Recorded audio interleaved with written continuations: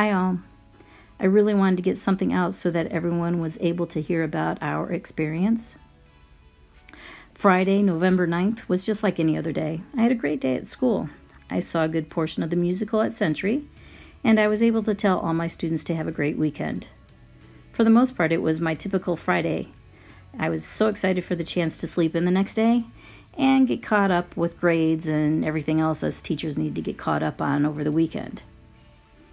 At home, I took my cat to the vet for a routine checkup, parked my car in the garage like I always do, and came home to a home-cooked meal made by my mom. She is such a great cook, and the 6 of us ate around the dinner table together most nights of the week. After eating, we all sat around the table as we always did and talked about the day. 3 generations lived in the house. Tom and I, our daughter Rosie, her husband Dan, and my parents, Judy and Jim Wall. We also had 5 animals living with us. My parents' 2 dogs, Baxter and Bailey, our dogs, Joey and Grace, and my cat, Charlie. Conversation during and after dinner stemmed around my parents' upcoming move. They were going to be closing on a house in Springfield the following week, and we were going to be moving them in with all their stuff, the majority of which was being housed at our house the day after Thanksgiving. They had been living with us for about a year and a half, and they were excited to be getting their own place again. We ended the evening at about 9:30, helping my parents up the stairs to bed. At about 10 o'clock, Rosie and Dan came down to our basement living area that was Tom's and my TV space, which also had a separate room for our bedroom. It was a nice apartment that we built about 2 years ago, and a good sanctuary to get away from the hustle and bustle of upstairs. They were going to leave and head out to Dan's parents, who lived in Peoria. They briefly thought about waiting until morning, but decided they wanted to get there that evening in order to allow them the opportunity to sleep in. During this discussion, Tom and I got in a bit of a tiff about a previous conversation. He decided to cool off and leave at the same time as the kids, heading out to drive around for a bit. While out, he decided to go see a late movie. Me, being who I am, stayed curled up on the couch downstairs and watched a series on Netflix. At about 11:30, I went upstairs to look out the front window to see if Tom's car was in front. It wasn't. I noticed nothing unusual. At about 11:45, I heard my mom come down the stairs to the main level and let her 2 dogs out. Of course, my dogs ran upstairs to the main level to go out too. They always get a dog cookie when they go potty, and Joey and Grace would never give up the chance to get a special treat. My mom later told me that Joey, who normally hates to come inside because he loves the outdoors so much, was right at the door waiting to get in. Grace, on the other hand, did not want to come in. She kept looking on the left side of the house and was hesitant to go inside. Eventually, she came in, and all 4 dogs were in the house. Mom climbed the stairs to her bedroom at about midnight, noticing nothing unusual, and knowing Tom that had left earlier, looked outside to see if he was home yet. She did not see his car, saw nothing strange outside, but did remember smelling something like a candle burning, kind of a sweet smell. I remember smelling the same thing at around the same time, not a smell like wood, but one of sulfur or a candle. At about 12:15 or so, I started hearing some noises upstairs. I thought Tom had finally come home. The dogs ran upstairs, I thought to greet him, something they always did when someone came home. I didn't notice that the greeting cry was not heard, nor the fact that they quickly came downstairs. For the next couple of minutes, I kept hearing sounds from upstairs, and the dogs would run up barking, then run right back downstairs. I really thought it was Tom and thought to myself that he was being stubborn and was going to stay upstairs for the night, and if that was the case, I was not going to go up to say hello. At about 12:20 or so, I heard a circuit breaker pop. However, since all the lights were on in my area, I thought I was mistaken. I continued to hear noises upstairs, still thinking it was Tom, but something was off. The dogs just kept running upstairs and then quickly back down. This is unlike them. They usually stay and greet for long periods of time with a song of dog greetings. Since it seemed somewhat unusual behavior for them, I knew something else might be happening. The last time the dogs acted that way, we had an intruder in the house. So I decided to put my big girl pants on and go up to see if someone was in the house. So far, the timeline is less than an hour since I was upstairs looking out the window to look for Tom's car, and less than a half hour since my mom did the same thing. The first thing I noticed was the door to our backyard was locked, so I knew no one came in through that door. I headed to the laundry room, which had a door to the garage. When I turned on the light, it was out. It wouldn't turn on. My mind told me that it must have been that circuit breaker that went out.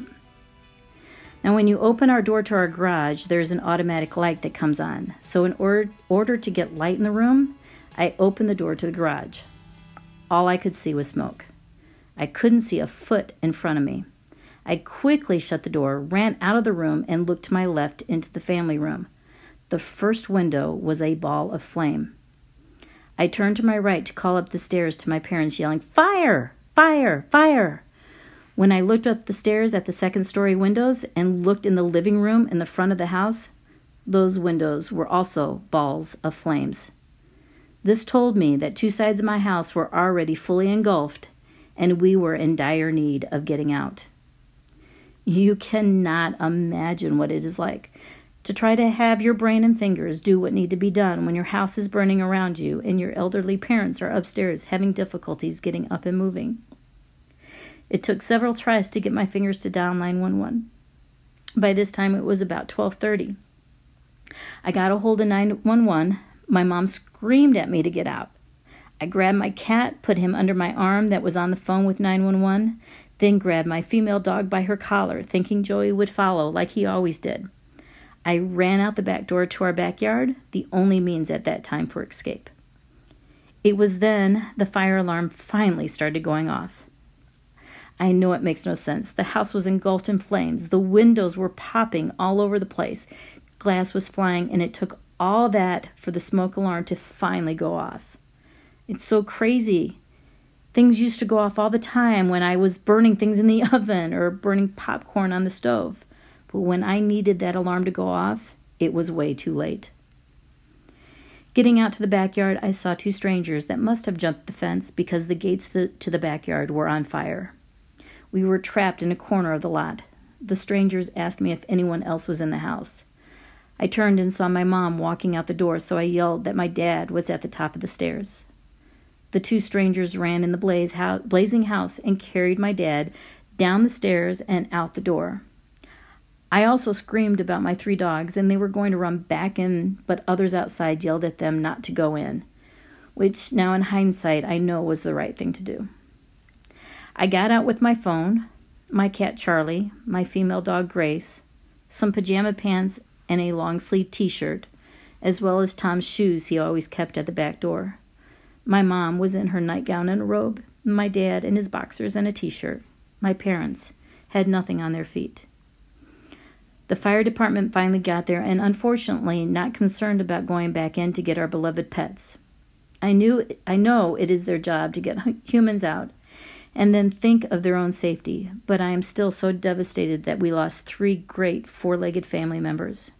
Joey was still so young and one of the happiest dogs I've ever known, always bringing a smile to our faces. And my parents' 2 boys, Baxter and Bailey, were the joy of their lives. They will be forever missed. Huddled in the corner of our lot as far as we could get from the fire, but with flaming debris flying and the wind blowing hard, we felt trapped. The neighbors pushed down their fence and brought us into their house, where they gave us blankets, socks, and shoes to put on. The EMTs came in and determined that the 3 of us needed to go to the hospital.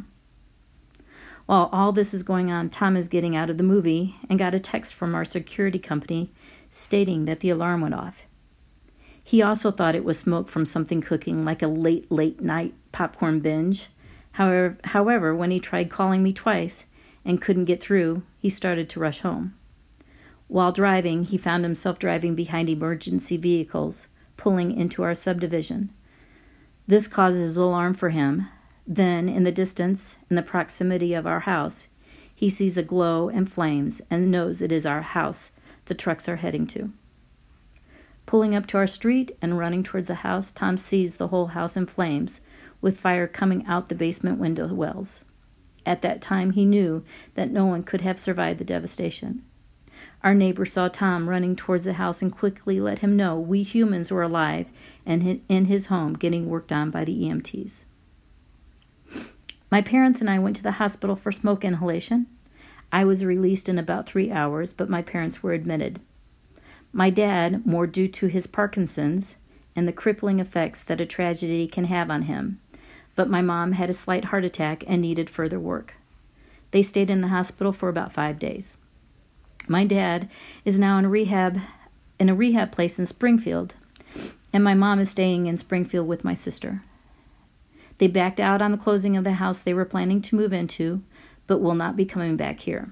They will live with my sister in Springfield until they can get back on their feet. My dad is doing pretty well, but my mom is having a very hard time. She is having flashbacks and really cannot be by herself, especially at night. Tom, Rosie, Dan, and I are staying in 2 rooms at a hotel with our pets. We are hanging in there, but are really needing to get into a rental house soon. The holidays, however, are putting a slowness on the process. I was extremely worried about Grace the first few days. She kept looking for Joey and could not understand where he was. 2 days after the fire, Tom and Dan found Joey's body. He was where I thought he might be, in our bedroom, where he felt safe. He seemed to die peacefully, probably inhaled the smoke, and fell unconscious.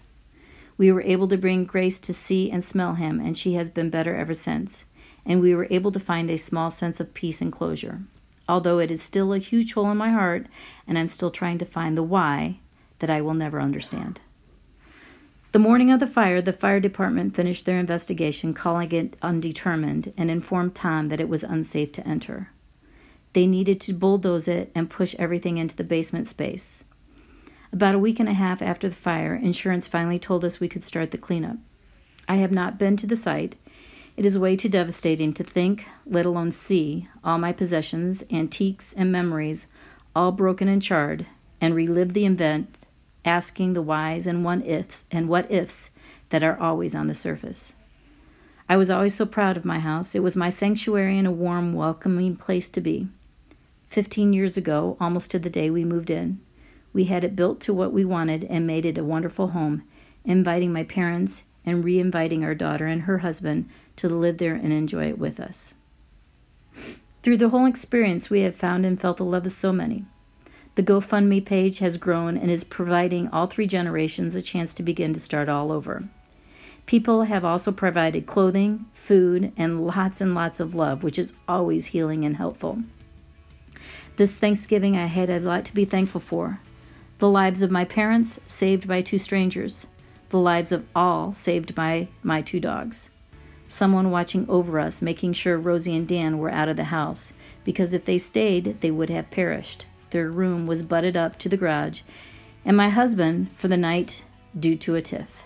If he would have been home, we would have all been asleep, or he would have tried to be the hero and gone back into the house when it was far too unsafe. When you look at the pictures, notice the car that looks like it is in the driveway. It is actually in what was the garage. The fire started in and around there. The whole thing burned down and all that was in it. It was a 2-car garage that was also used as storage.